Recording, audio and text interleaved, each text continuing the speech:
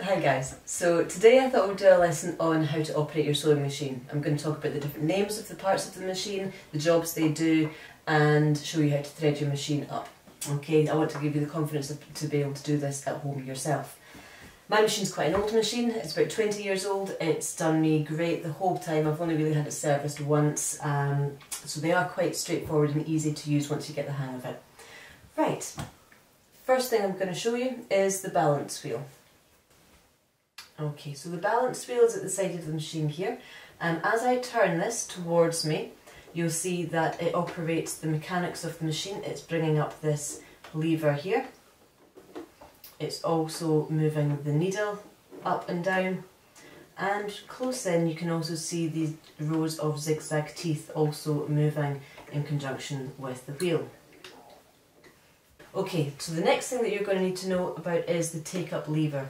The take-up lever operates the tension from the thread and allows the thread to not be too loose, not be too tight as it's fed down to the needle. So this is an important point. If your thread does not go through the hole in the tension, in the take-up lever, then it won't form your stitch properly and it's most likely to cause a jam. So make sure your thread goes through that. I'll show you how to do that properly in a second. Okay, the next thing you're going to need to know is when the thread comes down through here, it then goes into the eye of the needle. Now this machine comes with a needle threader, so you pulling this bar down here, this helps to thread the machine. Not all machines come with that, so don't worry if yours doesn't have that, you just need to do yours manually. Again, I'll show you how to operate this in a second. Okay, so you've got your needle, here you've got your presser foot, and your presser foot is controlled by the lever through the back of the machine. So if I pop my hand through, I can feel for the lever and I can lift the presser foot in the upright position or place it back down to hold the fabric in place. Okay, underneath here we've got what's called the dog feed, and that's this row of jaggy teeth. Now this works with the presser foot to clamp the fabric, and as you saw there before how it moves, okay, what that's doing is that is clamping the fabric and feeding the fabric through at an even pace all the way through as you're sewing. Okay, so if this presser foot is not down, then that's not going to do anything. It's not gripping the fabric, it's not going to move the fabric through. Okay, the next thing I'm going to show you is the bobbin case. Okay, now in here, this is where you're going to put your bobbin, and that just slips in quite simply like that. A couple of other features that you'll need to know about for your machine. Now, as I said, this is a digital machine, so mine comes with electronic buttons. Yours might come with dials instead, but this for me is my stitch length. I can operate the length of my stitch. If I want my stitches to be very, very small and close together, then I would make it smaller. If I want them to be really long stitches, then I'd increase the stitch length. But this is always depicted by these dashes, so if you've got a dial, then look for the dashes, and the higher the number, the bigger the stitch length is going to be. The lower the number, the tighter the stitches are going to be. Bear in mind, very tight stitches, very difficult to unpick. Okay, and then also here I have a zigzag increase or decrease. Do I want my zigzags to be very deep or very shallow? Okay, so again, you might have a dial to operate that.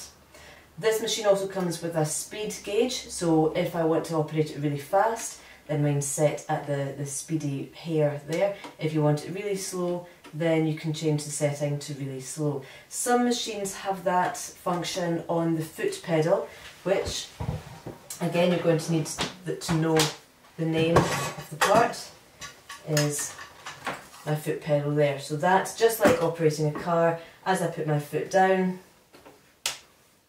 it's going to operate my needle. Alright folks, so to thread your machine, first thing you need to do is make sure that your bobbin is filled. As I've said, you need two threads on your machine, the thread at the top and the thread at the bottom, to create that interlocked stitch. So the first thing I'm going to do is put my thread onto my thread holder. Okay, take the end of my thread and I'm going to wrap it around what looks like a little screw bolt here.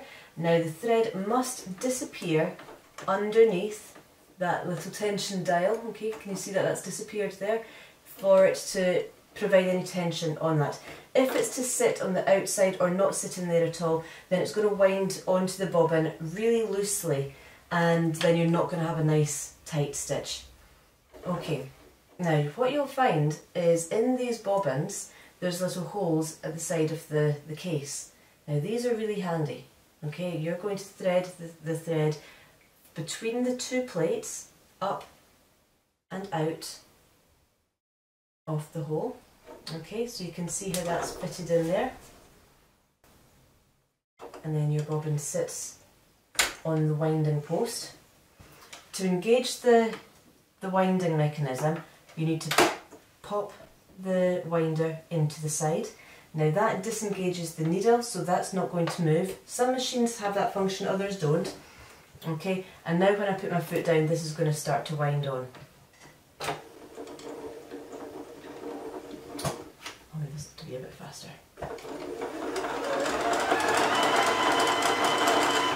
Okay, I can now cut that thread off. I don't need to hold on to that anymore.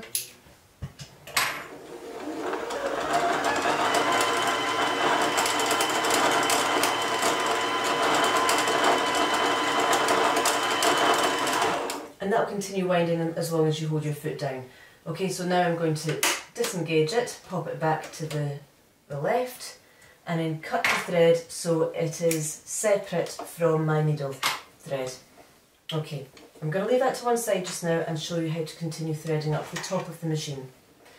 Right, so this dial here was for your bobbin, and you might be able to see on my machine it has a little diagram there showing you that the thread comes around this post to here for the bobbin.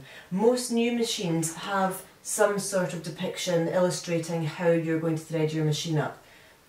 Okay, but for now we're going to wind on to the needle, so I'm following this diagram here. The thread goes underneath this arm, around this little tension post, down at number 1, all the way down, you can see it's telling me number 2 here, and back up and round to number 3 at the take up lever. I then want to make sure that my thread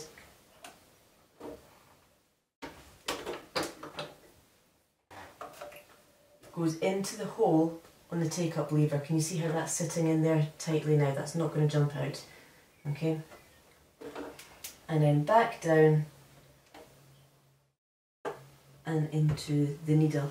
Now I said I was going to show you how to thread this using the automatic threader.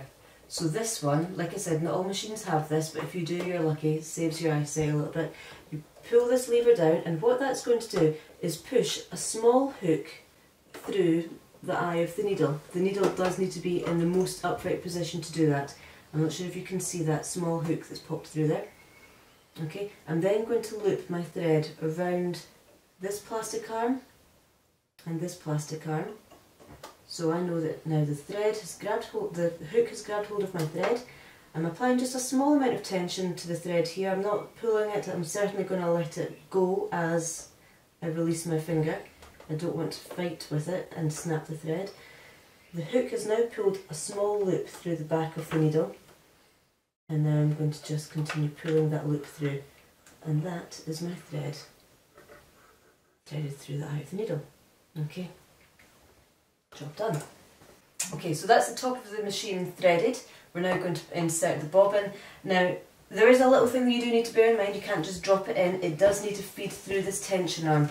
And again, like it's illustrated at the top of the machine, you'll find the illustration on the cap of the bobbin wheel, bobbin case here. Okay, so follow your directions on the lid. What it's asking you to do is place the bobbin in so that it is spinning anti-clockwise with the thread coming up over the top. Drop it in as you see it. Okay, and then the thread needs to be tucked under this tiny little metal arm here, and that is applying tension onto your bobbin. You can see how my bobbin is running smoothly there and it's not jumping around loosely. If you were to forget that, you can see how quickly that runs off and it sounds like it's rattling around in there. So keep an ear out for that. If you hear it rattling, check that it's still sitting underneath the tension arm. Okay, and then the final thing is we want this thread to come up underneath the presser foot in that little, from that metal slot there. So, holding the thread that comes from the needle, I'm going to use my balance wheel again. I'm going to drop my needle down into the machine. You can see this mechanism here working as I do that, and what that is doing is, you'll be able to see in the small animation as well, maybe a little clearer, the bobbin hook taking the thread from the needle, wrapping it around the bobbin case, and then if I just pull on this thread again, it has brought the thread up to the top. Okay, those threads then sit underneath the foot, pulled out to the back left of the machine so they don't get in the way, and now I can put my cap on and I am good to start sewing. Test it first. I'm going to put my fabric underneath the foot. What I haven't explained here is, on the metal plate you can perhaps see these small gauges, these lines that have been carved into the metal. These are your increments of measurement from the needle. So this very first line here measures 1 centimetre from the needle. When we talk about I want to sew a 1 centimetre seam allowance, that means that you want your fabric to sit at the 1 centimetre gauge. Okay, I can use my balance wheel to sink my needle down into the fabric, making sure it's secure, it's not going to move now. So if I did move my foot, my fabric's not going to move. Okay, press the foot back down, and then I'm going to sew and check my stitch length. Now this is very small, so I want to increase mine to a 2.8 or even a 3 is a standard stitch length for clothing. And you will also need to know that this little button here, you might have a lever at the side, but it will always have this little arrow that goes back on itself. That is your reverse button. As long as you hold that down, you're going to sew backwards, and that's like tying a knot in your thread, so it's not going to come undone. Okay, so I'm holding this button and it sews backwards and then forwards again.